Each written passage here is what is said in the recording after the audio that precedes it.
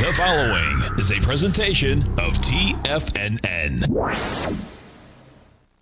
Time to talk about your health. Living a Primal Lifestyle. With your hosts, Nico and Ellen Haan.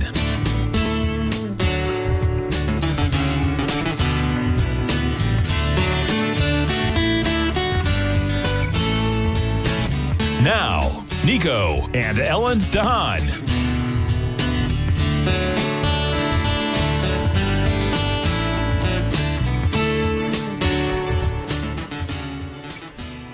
Good morning on December 1st, 2020. I'm Nico Haan, and welcome to Living a Primal Lifestyle, where we explore a return to a more balanced and natural wild world. To recover our natural health and regain our rights and freedoms. Good morning. I'm Ellen Haan. It's a beautiful morning in downtown St. Petersburg, 55 degrees, going up to 57 today, and a low of 47 tonight. So it's kind of chilly. I don't know. I have to think about bringing in the orchids. Oh, Yeah. maybe so. I've got a couple of them that are blooming, and then they were doing fine. And then yesterday afternoon, after the north wind was blowing on them, they started looking a little wilted. Yeah, time to bring them inside, I guess. Yeah. I'd like to remind you folks of a couple of things. First of all, Primal Edge, this is nutrition that you can use. It's all based on fulvic and humic acid, and it has over 310 organic cell-ready liquid ingredients, so it's easy to take. And the fulvic and humic acids bring the good stuff into you. And take the bad stuff out. That's right.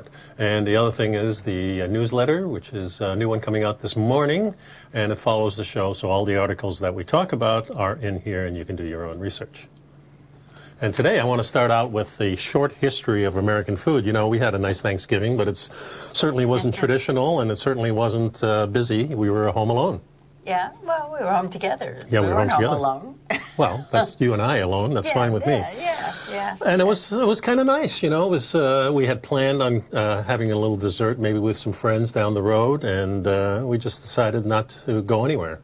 And when the time came, and just kind of stayed home, watched a little TV, and watch movies. Yeah, stuff like that. So yeah, but the interesting thing, we did end up having the ribeye, the bone-in ribeyes for Thanksgiving, because cooking a whole turkey for two people just doesn't make any sense on a lot of levels, and one of which is that we don't really eat the white meat anyway. So, right.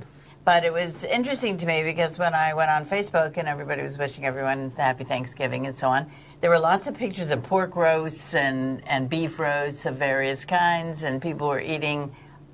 A lot of people didn't have turkey because they didn't have big crowds of people. It doesn't really make a sense if there's 2 or 3 or 4 of you. Maybe a turkey is a little too much, although you can buy smaller turkeys. Yeah. But maybe it's a chance for somebody to say, hey, let's do something different. You know, we're doing something different anyway. Yeah, right. You know, might as well make it really different. Yeah. And this kind of makes us wonder what's Christmas going to be like, and probably the same. We don't really have any plans. Well, we do have a little plan. Yeah, we have some plans, but the, you know, the key is it's not that important. It's not what you eat. It's the thoughts and the celebrations and the getting together with family. And if you can't get together with family, and find ways to do it. Find ways to Zoom call or Yeah, the like warm that. fuzzy feeling I always got around this time of year was going to go see my parents and see my sister, see the family, make that trip, and just having a trip involved in it always excited me anyway, being on the road. For a few days. Yeah. So it's changed, and we don't know what's going to happen next. But I thought we'd go through a short history of the American food, whatever that is, the author says here.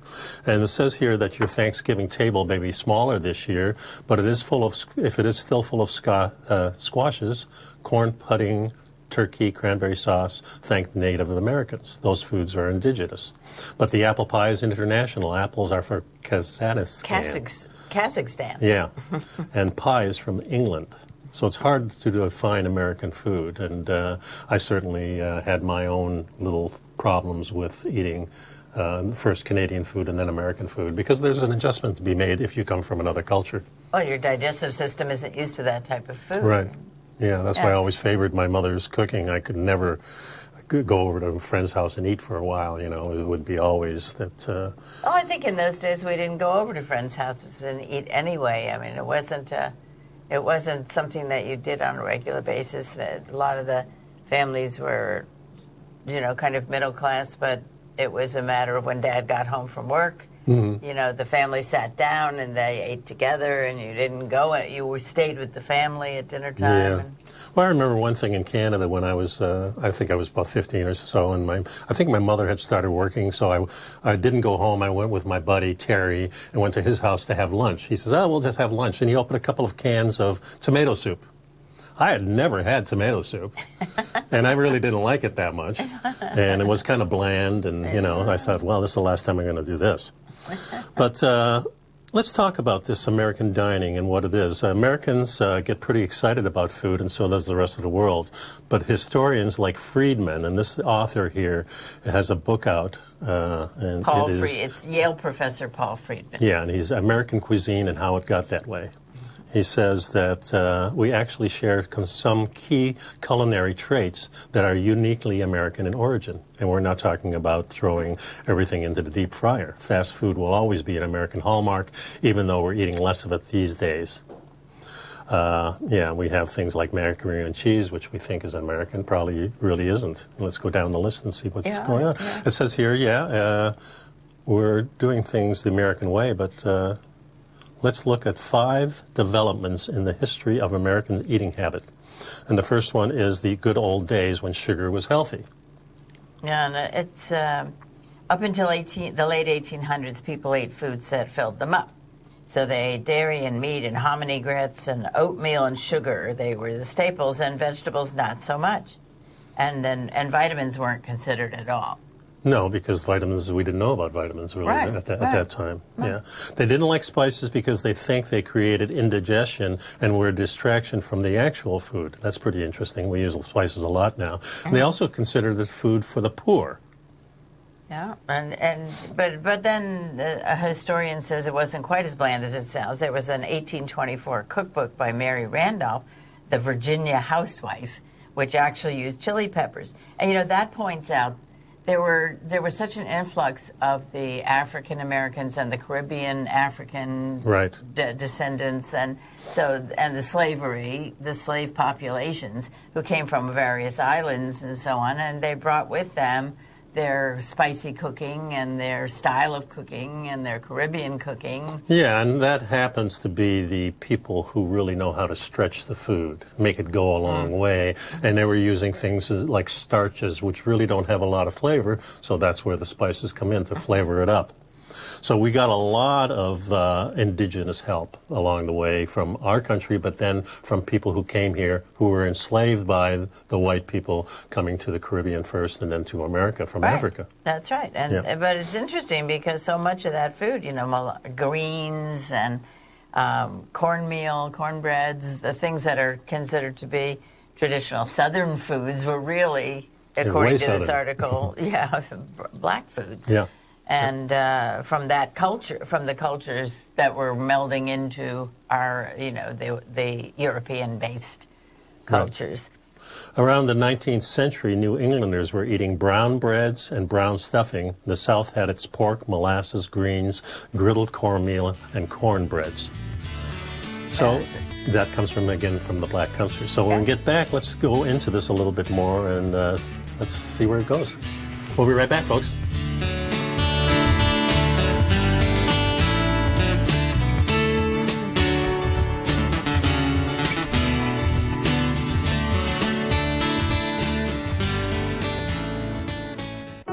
Introducing Primal Edge. Today, it's even more important to take a supplement that complements your health.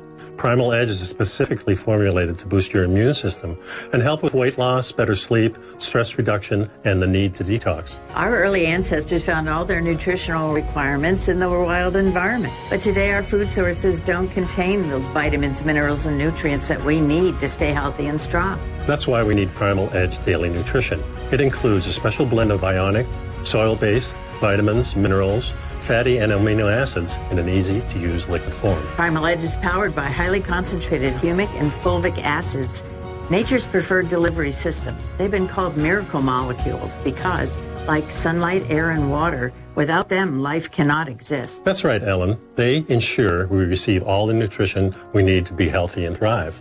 We take it every morning. Primal Edge, just $89, exclusively at TFNN.com. TFNN is excited about our new software charting program, The Art of Timing the Trade Charts. In collaboration with Tom O'Brien and using his best-selling book, The Art of Timing the Trade, Your Ultimate Trading Mastery System, David White has programmed an outstanding piece of software that will complement any trader's methodology. Using this first-of-its-kind program, The Art of Timing the Trade Charts allows you to scan thousands of stocks for Fibonacci formation setups, including Gartley's, ABCs, butterflies, and much more. The Art of Timing the Trade Charts is designed to help you when scouring the markets for stocks just beginning to form the trading patterns that many investors spend days, weeks, or even months searching to find. And right now, we're offering licenses available at only $79 a month. We are so confident that you're going to love this new charting software that will even give you a 30-day unconditional money-back guarantee. Don't miss out on this incredible new piece of software. Get your copy of The Art of Timing the Trade Charts today by visiting TFNN.com. Will the S&P 500 continue to climb? For bold trades on U.S. large-cap stocks in either direction, trade SPXL, SPUU, or SPXS. Directions Daily S&P 500 Bull and Bear Leveraged ETFs. Direction Leveraged ETFs. An investor should carefully consider a fund's investment objective, risks, charges, and expenses before investing. A fund's prospectus and summary prospectus contain this and other information about Direction shares. To obtain a fund's prospectus and summary prospectus, call 866-476-7523 or visit directioninvestments.com. A fund's prospectus and summary prospectus should be read carefully before investing. An investment in the funds is subject to risk, including the possible loss of principal. The funds are designed to be utilized only by sophisticated investors such as traders and active investors. Distributor Foreside Fund Services, LLC.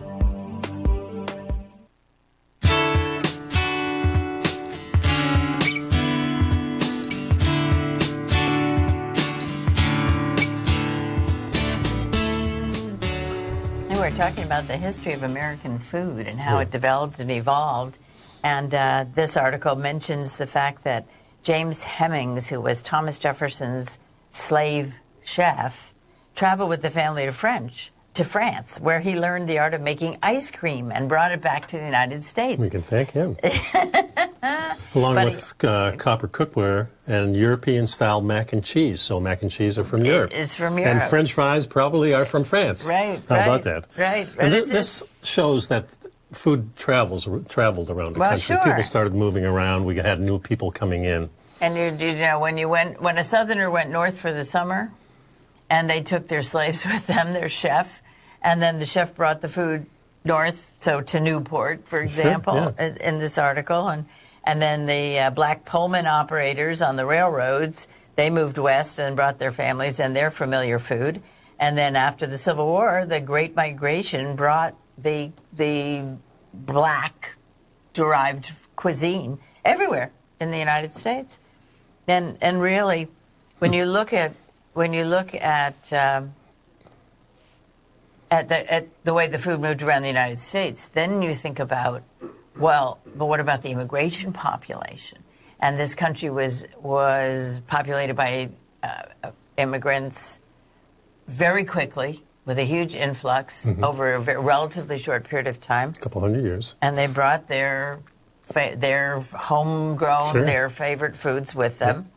And they also had little settlements that were all Polish or all Italian or whatever, Dutch or whatever it is. And we always went to those areas when we first moved to Canada. I think my dad's, went around and where's a Dutch club in our city here? And if it wasn't Dutch, it would be German. If it wasn't German, maybe Polish or something, but it still, was European. Yeah, more familiar.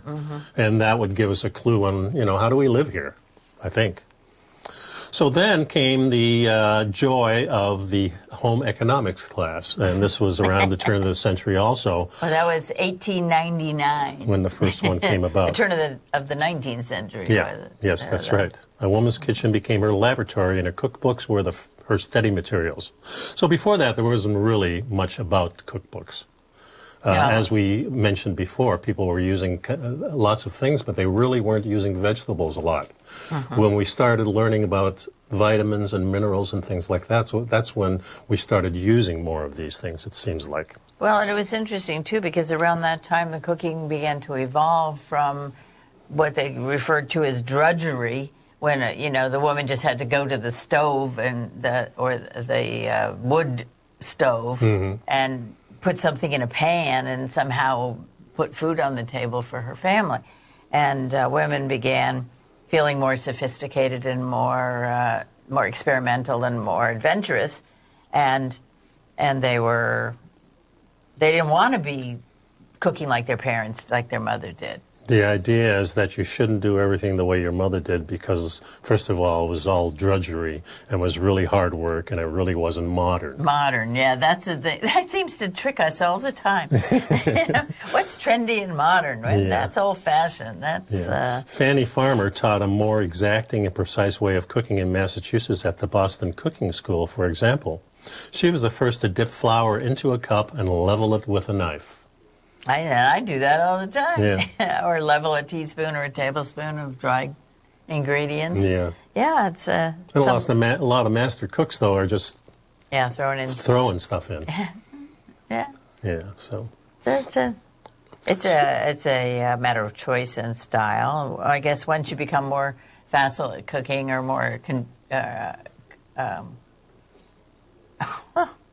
the word just left me.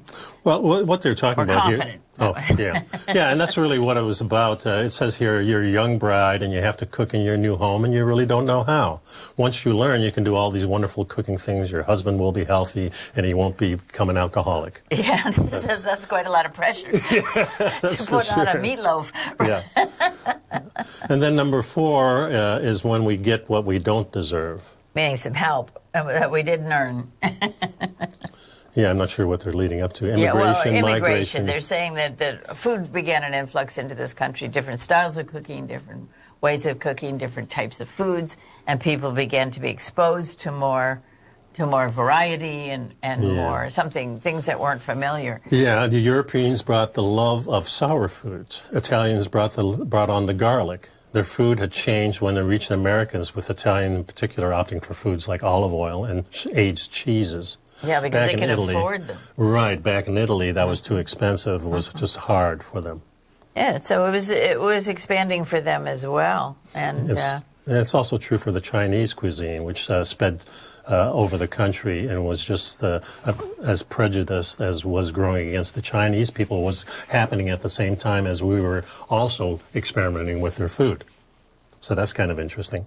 Well, it's marked by racism. At the same time, there's this hunger for something exotic and yet familiar.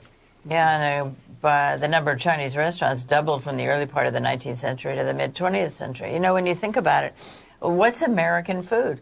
In America, you got Asian or Asian fusion. So you could have Chinese and Thai and Vietnamese and Korean and Japanese and, any kind of food that you're interested in eating. And then you have the Italian and the French and the German and the English. Yeah, you go around to these huge malls like we have in Tampa, where you have the restaurants kind of ringing the whole circle in a way, or they have that off the food court. There you have a choice of those things. You can go Italian, you can go Chinese, you can go to a pub, you can drink some beer, you can get some whiskey. It's, is this going to change? Because the malls are we going to the malls anymore? We went Friday. We went on Black Friday, but we didn't actually go into the mall. No. In fact, it was kind of scary in the beginning. I looked at the parking lot. I go, oh, my God, this is jammed. Are we even going to do this? And then we walked into Macy's. We went across the parking lot. Yeah. And we went into Macy's, and it was okay. It was fine. Yeah. There was the people were distancing, and you didn't feel pressure, and they had everything groovy, I thought. Yeah, it was well done, but we did make a conscious decision to walk across the parking lot instead of through the mall. Yeah, because we figured that's where, if the people were there, that's where they'd be. Yeah, maybe not. I don't know. All right, okay, number 5 on this is with industrialization comes flavor and more flavors. So industrialization, you're talking about after World War II. Maybe even after World War I a little bit. But early 20th century. Yeah. And that's when we think of, real industrialization. Fast food came in after the war. Grocery stores. Well, it was interesting because they were talking about the fact that canned foods and frozen foods were developed to feed the troops. And then after the wars were done, that particular war was done, the industrial machine was still cranking out these canned goods, and they needed an outlet. They needed somebody to buy them to sell. So that's where we started. They really started focusing on the canned goods and the stores. You know, when you're selling fresh produce, it goes bad. Yeah. So you just throw it away. It's a loss. But if you have canned goods that don't go bad, they sit on the shelf. They can be on the shelf for some period of time. Yeah, and that's really when our food started changing, when we started getting much more packaged food. So we'll talk about that when we get back. In the meantime, if you want to give us a call, our number here is 1-800-877-927-6648. 877-927. Look it up, folks.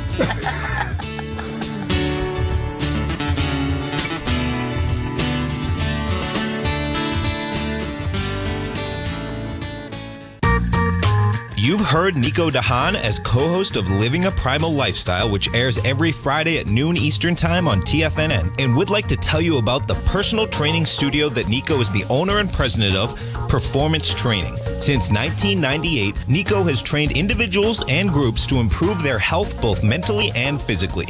As a certified personal trainer, Nico's main focus is on demonstrating exercises correctly to avoid injury and teaching his clients how to manage their past injuries while getting the most out of their personal training sessions. The Performance Training Studio is filled with unique training equipment that enhances balanced results at a faster rate while minimizing damage and discomfort. For more information, you can give Nico a call at 727-418-8740 or email him at nico@tfnn.com. Let him know you heard him on TFNN and save up to $100 on a special package just for TFNN listeners. Act today. If you're not currently using the TAS Profile Scanner when looking at setting up your trading opportunities, then your arsenal is short a mighty weapon. The TAS Profile Scanner is a standalone piece of software that instantly filters over 2,500 global financial markets such as stocks, ETFs, commodity futures, and Forex. Headed by Steve Dahl, TAS understands that in today's technological world, the use of top-flight software applications and technical analysis expertise is essential to successful trading in today's market. You also gain access to the webinar that Steve Dahl and Tom O'Brien just hosted, The Best Way to Use the TAS Profile Scanner to Profit. This webinar archive is available for all subscribers immediately upon signing up. All new subscriptions also come with a 30-day money-back guarantee, so you have nothing to risk. Start your subscription by visiting the front page of TFNN.com today, and you'll find the TAS Profile Scanner under the Services tab. Sign up today. Are you in the market for buying or selling real estate in the Bay Area, including the surrounding St. Petersburg, Tampa, and Clearwater markets? Tiger Real Estate LLC is a firm that has extensive experience in the Tampa Bay area. Whether you're looking to sell your current property for maximum value, or you're in the market for a second home or investment property, Tiger Realty has the experience across all areas of real estate in the Tampa Bay area to help buyers and sellers make the most informed decisions across all price levels. From the price you should be paying per square foot in certain up-and-coming areas to the type of cash flow investment properties are capable of creating, Tiger Real Estate can help you make the best decision when it comes to all areas of the market. Before you make one of the biggest decisions of your financial future, call Tiger Real Estate LLC today at 727-329-8322 or email us at tiger@tfnn.com. That's 727-329-8322. Call us today. This segment is brought to you by Think or Swim. For more information, just click the Think or Swim banner on the front page of TFNN.com.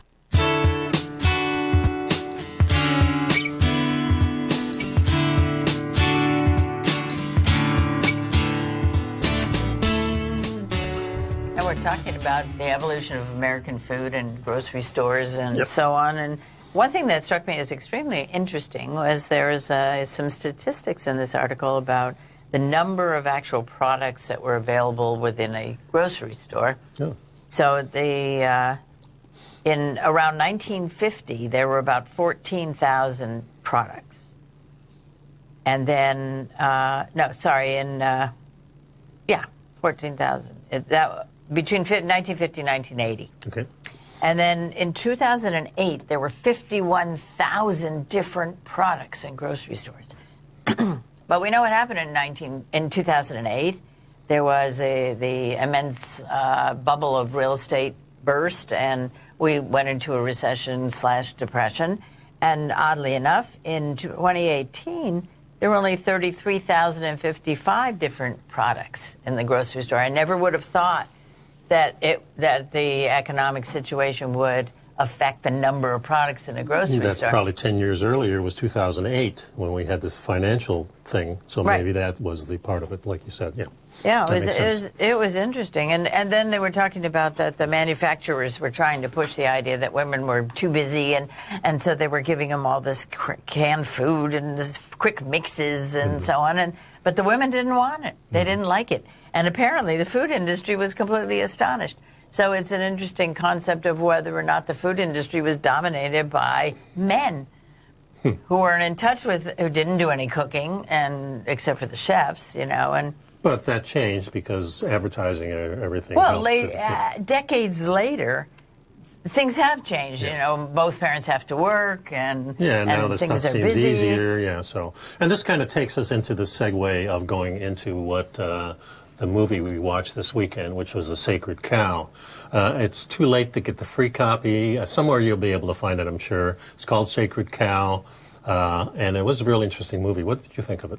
Well, I found it gave me quite a bit of information that I didn't have, and some terminology for me to think about. It really focused on the concepts of balance and the interplay between the animals and the plants and how the entire cycle works. And it brought home for me the fact that without any one of the concepts, any one of the categories of players in the whole biodiversity and the biome of the Earth, the Earth is in balance when it started. There were insects and birds and reptiles and herbivores, ruminants, and carnivores and herbivores and all kinds of different, and humans, and plant life was hugely diverse, and it all worked together. The ruminants would wander the fields and drop their waste, and that would fertilize the plants. Yeah, what our country was basically before 1950 was small farms. And small farms in those days were all organic because we weren't using pesticides. We weren't using fertilizers. We were actually doing what a lot of people are starting to do again, is just rotating crops. We'd put a crop down, then send the cows in, then send the pigs in, then send the chickens in, or whatever different order is. And it all works. And it all works really well. What happened in 1950 era after the Second World War. Wait 1 second. Yeah. Hold that thought just for a second. And what happened was the rotation of the animals and the crops replenished the soil and created more soil and created natural fertilizers. Right. Okay, and then... Yeah, and then 1950 came along, and the big idea was bigger is better. We're now got to feed a lot more people. The United States is growing in population. How are we going to feed these people? And we came up with the idea, let's just grow a big row of corn and soy and make these big monocrop areas. And what really this movie tells us is that, when the insects see large amounts of foliage, they go after it.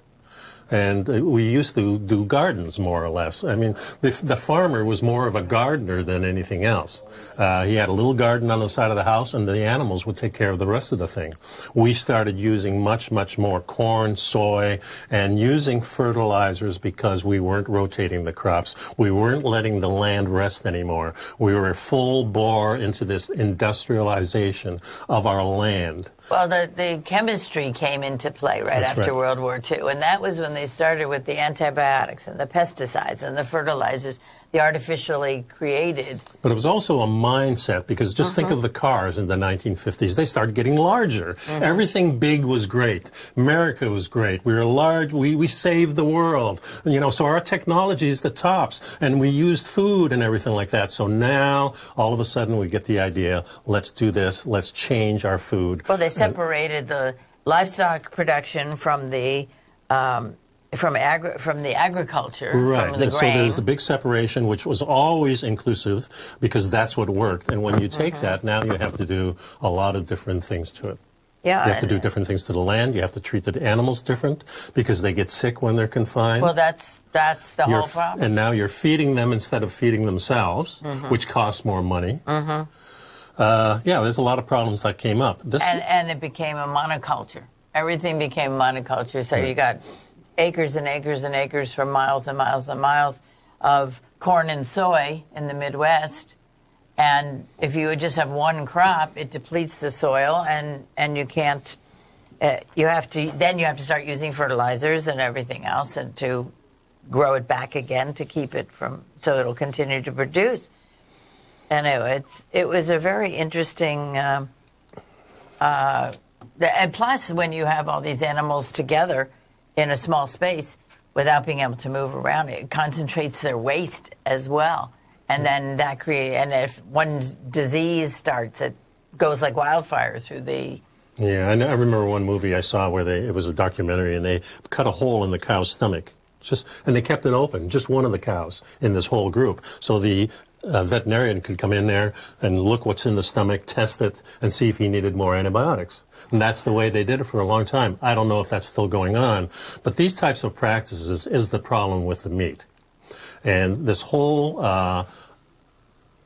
idea of going just to plants only is a very, very bad idea because it's not something that's going to be healthy for us. It's not healthy for the earth. And if you look at this movie, Sacred Cow, you're going to get an idea that what we did in the past for thousands and thousands of years was exactly the way for us to be healthy. Because now we have diseases upon diseases that are coming at us. And, of course, we're in the middle of the COVID.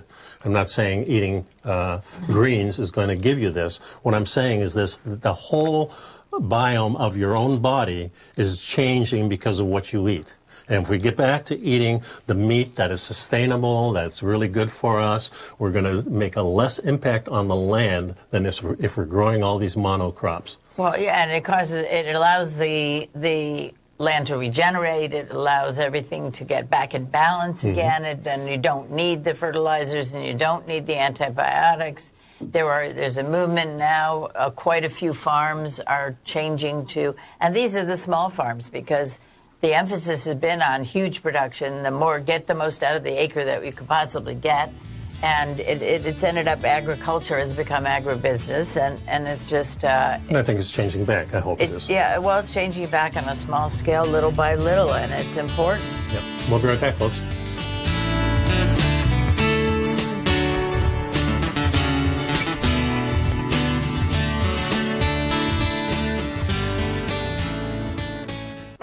Introducing Primal Edge. Today, it's even more important to take a supplement that complements your health. Primal Edge is specifically formulated to boost your immune system and help with weight loss, better sleep, stress reduction, and the need to detox. Our early ancestors found all their nutritional requirements in the wild environment. But today, our food sources don't contain the vitamins, minerals, and nutrients that we need to stay healthy and strong. That's why we need Primal Edge Daily Nutrition. It includes a special blend of ionic, soil-based vitamins, minerals, fatty and amino acids in an easy-to-use liquid form. Primal Edge is powered by highly concentrated humic and fulvic acids, nature's preferred delivery system. They've been called miracle molecules because, like sunlight, air, and water, without them, life cannot exist. That's right, Ellen. They ensure we receive all the nutrition we need to be healthy and thrive.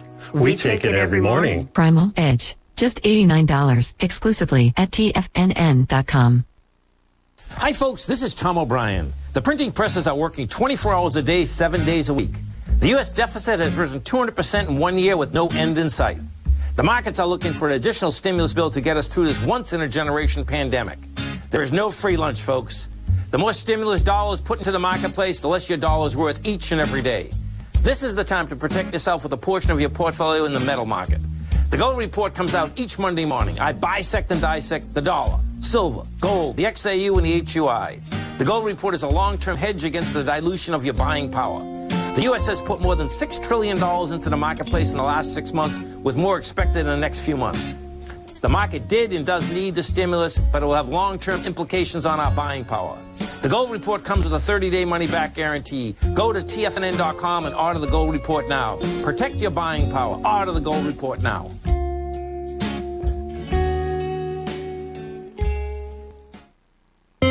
David White's newsletter, The Technology Insider, is focused like a laser on finding the next big things in technology. If you had invested only $10,000 in Microsoft in 1986, you'd have been a millionaire by 2000. Disruptive technology like Microsoft's is the key to these massive long-term profits, and the Tech Insider is the vehicle from TFNN to capitalize on these opportunities. This is the go-to newsletter that identifies, monitors, and profits on mostly little-known cutting-edge companies with great long-term prospects. David's experience is as an inventor of Emmy-winning animation products for TV and Hollywood that propelled a company public. Match that with 14 years as a full-time trader, and he's uniquely qualified to guide you through the light-speed world of ever-evolving high-tech. If you're ready to ride the next big technology bull market for less than $40 per month, log on to TFNN.com and get your 2-week free trial to the Technology Insider. Get in on the ground floor of the next big thing today. Don't forget, you can listen to TFNN live on your mobile device 24 hours per day. Go to TFNN.com, then hit Watch Tiger TV. That's TFNN.com, then hit Watch Tiger TV for the latest market information.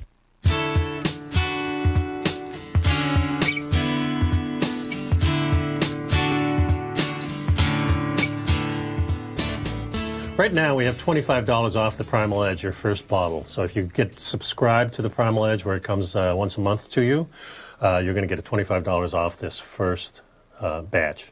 And it's really important during COVID-19 era that we may be calling it 2020 now. COVID 2020, I don't know. But you should get your health in order. People who are very healthy don't have much problems with these types of diseases. So it's upon you to remain healthy, not anybody else. So do that. And use the code Primal2020, Yep. Primal 2020. Yep. And the offer is good until the first of the year. Mm-hmm. So when we're watching this movie, they also send you a, because they want to make money too. They send you this course, and it's a course. I think it starts at $99. You can pay up to a couple $100 for it. I think it's worthwhile looking into this. It has a lot of questions in it, and I want to go through a little bit of that. The modules, they have 10 different modules here. One is just the introduction, talking about the understanding of good versus bad meats and plants, understanding why you both need both of them, and your confidence in selecting and preparing meats and plants. Module 2 is why are we so sick? How and why did things go wrong with human health? How did we end up all with all the obesity and the diabetes and the heart conditions and the cancers? And why is meat considered one of the culprits? These are really important questions, and you and I know that it's not the culprit, it's the main thing. And we eat, our primary diet is a lot of meat with some vegetables. Well, and that includes fish and seafood and pork and lamb. Yep. But one of the things that I fruits found fascinating in the movie was they talk a lot about how people think that the imitation meats, which are suddenly coming out, are some magical, easy, no problem. They don't take up a lot of resources. They're just wonderful for the earth and so on. But it turns out that, in fact, they require a great deal of fertilizer. All the crops are GMO. These are the monocrops we're talking about. The monocrops that are from which the imitation meat is derived. Right. They're sterilizing the fields by overplanting, overusing, and not rotating, and so on. And then they use petroleum products to process this imitation meat. Yeah, they extrude it under high heat and it's with chemicals. And it's shipped around. Yeah, and so whatever. this is the exact problem. They're actually creating the problem that we still have with the conventional meat. So we have to go back, and there's many companies, and you can find these on the internet, and sometimes I throw them in the newsletter, and they talk about it. And the thing about the nutrients is, there's lots of nutrients out there. Mm-hmm. The question is, which ones are we biologically evolved to be able to absorb to its maximum capacity and derive the best benefits from? Yeah, and Module 3 here is, what do humans need to thrive? What is the most nutrient-dense diet for humans? We know that the nutrient-dense food is the meat. Mm-hmm. It's all packaged for us. The animal has done all the processing for us very naturally. And think about what happens in the wild to animals.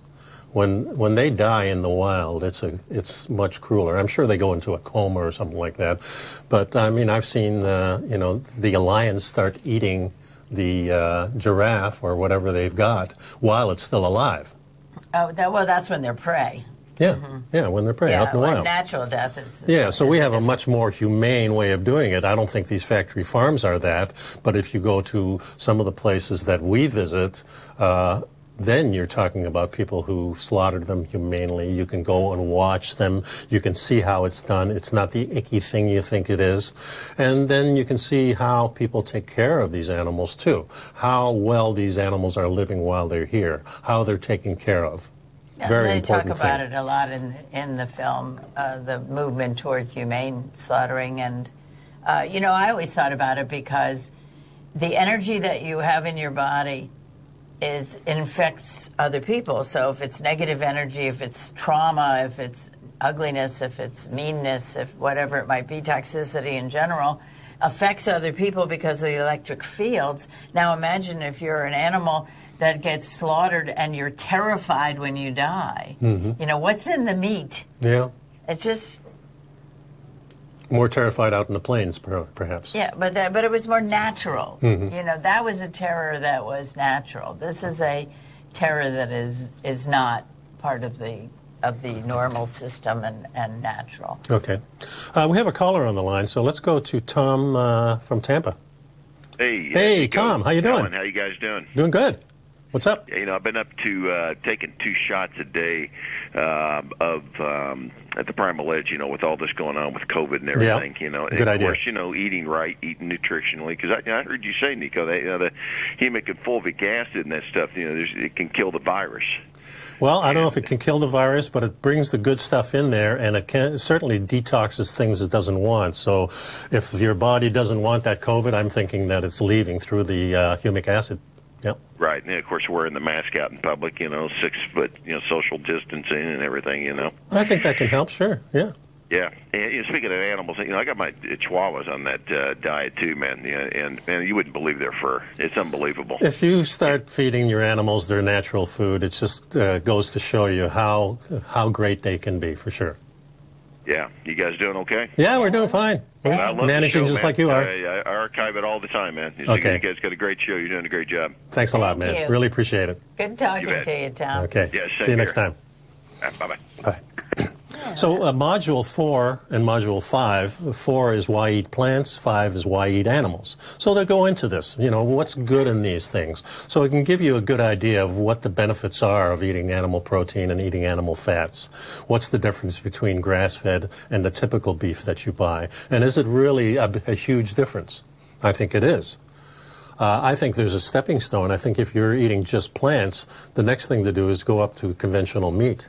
It's going to be a lot better for you. But the best is if you get to that sustained beef that is, natural, with no chemicals, not in a factory farm, but out in the wild. It would be better. No hormones, things like that. Naturally grazing, grass-fed, grass-finished. And one of the questions here is, what are the best animal-based foods to eat? That's a good question. What do you think? Yeah, well, we've had very good experiences with eating a full range of different types of... Because I think you need the variety as well. Each type of meat is a little different, and they all offer protein. And and flavor. It's nice to have a little variety.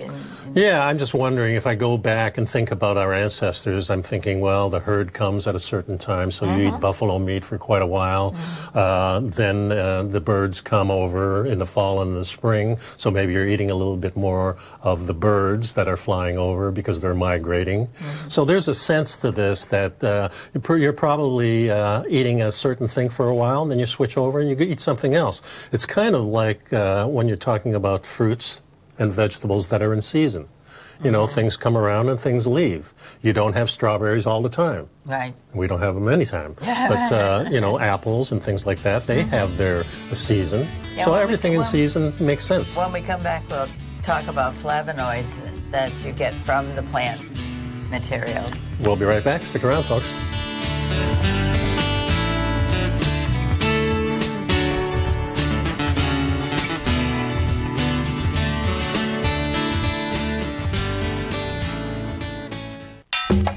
Back in the day, I joined Hotel California in 2006, and like many of you, was drawn in by, as well as... Whatever you think about, you bring about. Whatever you focus on grows. You see, I believe that everything in life happens for us, not to us. And Tom ignited the fire within me to want to learn how to master the markets. So how did I go from knowing nothing about technical analysis to becoming the #1 market timer for the S&P 500 in 2018 and the #2 market timer in 2019?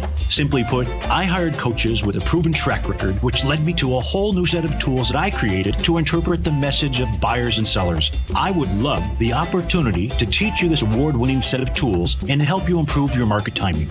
You can test drive my newsletter service, Mastering Probabilities, for the next 30 days with no risk to you. Plus, you'll gain access to archive workshops that'll take you step by step through my system. Sign up today by going to the homepage of TFNN.com and selecting Mastering Probability in the newsletter tab. Hi folks, Tom O'Brien here. If you'd like to get my daily newsletter, Market Insights, then now is a great time to sign up for a 30-day free trial. Every morning by 9:30, I send out my morning letter to subscribers with market commentary on a variety of markets, currencies, and commodities to keep investors up to date on the day's trading action. Included in Market Insights are specific buy and sell recommendations for stocks, ETFs, and even options, with stops and price targets included for every trade in my newsletter. If you'd like to try my newsletter risk-free for 30 days, then head over to the front page of TFNN and you'll find Market Insights under Trading Newsletters. I use my years of trading experience to bisect and dissect the market every morning and give my subscribers the most important information they need to know for the day ahead. I even issue afternoon updates for my subscribers whenever warranted with important market action. I'm always scouring the market for the next great trading opportunity. Sign up for your 30-day free trial to my daily newsletter, Market Insights, today by visiting the front page of TFNN.com. Wow! Go get them, folks. TFNN has developed a daily programming lineup for traders by traders. We start every trading day live at 8:30 a.m. with Tommy O'Brien hosting the morning market kickoff as he starts the day off by breaking down everything you need to know about what's going on for the trading day ahead. At 9 a.m., Larry Pesavento takes your calls and questions live on the air for the opening bell as he hosts Trade What You See. At 10 a.m., Tom and Tommy O'Brien host the Bull Bear Trading Hour. At 11 a.m., it's Kevin Hanks and Alex Coffey from TD Ameritrade Network with Fast Market. Basil Chapman at noon with the Tiger Technicians Hour. Steve Rhodes hosts the Trader's Edge at 1 p.m. Dave White with the Power Trading Hour at 2 p.m. And Tom O'Brien closes out the day for the final hour of trading live from 3 till 4. Don't miss a second of our daily programming lineup. Tune in to Tiger TV every trading day live at TFNN.com. Educating investors.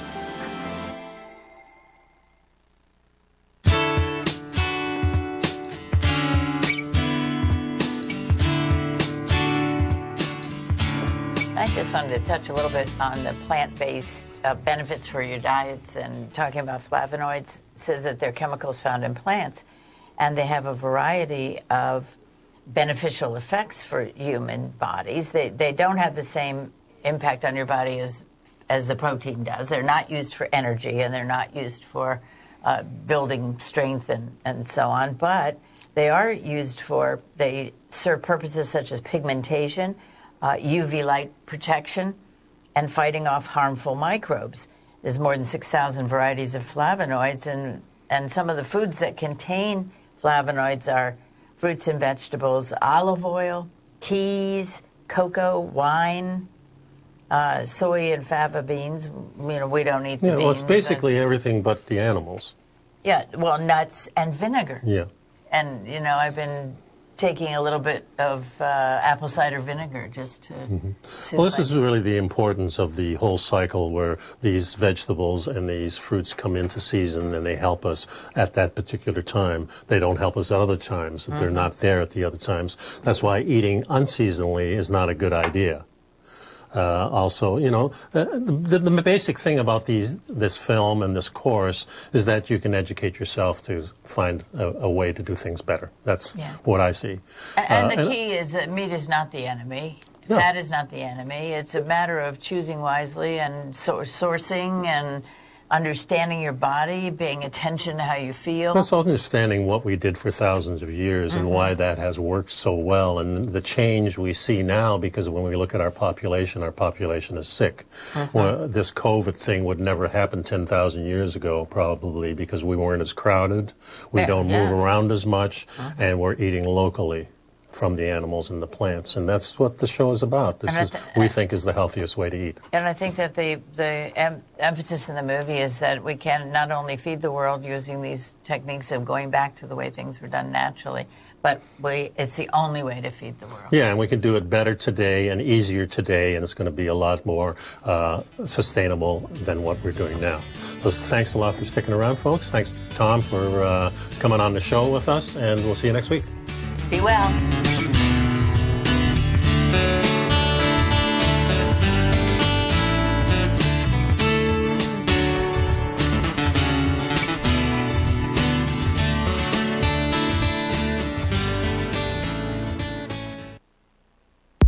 If you haven't checked out the newsletters page of TFNN.com, what are you waiting for? All of the TFNN newsletters are informative, up-to-date, affordable, and a must-have for every trader looking to gain a competitive informational edge in today's markets. TFNN newsletters cover every aspect of the markets to offer you the very latest in market news.